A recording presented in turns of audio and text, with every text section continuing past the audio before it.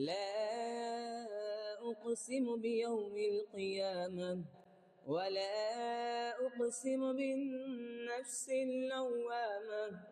أيحسب الإنسان أن لن نجمع عظامه بلى قادرين على أن نسوي بنانه بل يريد الإنسان ليفجر أمامه يسأل أيان يوم القيامة فإذا برق البصر وخسف القمر وجمع الشمس والقمر يقول الإنسان يومئذ أين المفر كلا لا وزر إلى ربك يومئذ المستقر ينبأ الإنسان يومئذ بما قدم وأكثر بل الإنسان على نفسه بصيرا ولو ألقى معاذيره لا تحرك به لسانك لتعجل به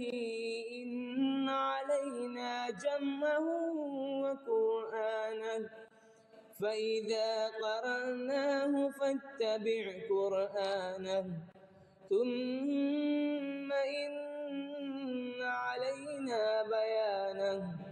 كلا بل تحبون العاجلة وتذرون الآخرة وجوه يومئذ ناظرة إلى ربها ناظرة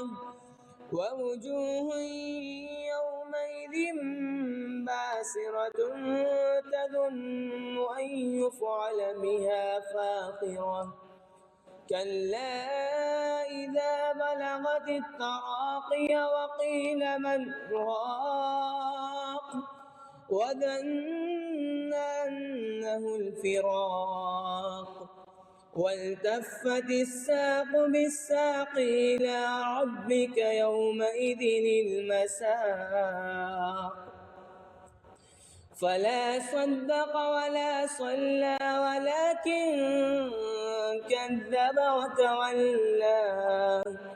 ثم ذهب إلى أهله يتمطى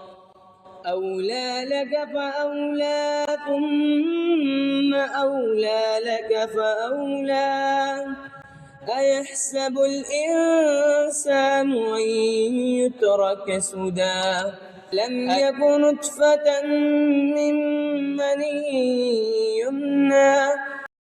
ثم كان علقة فخلق فسوى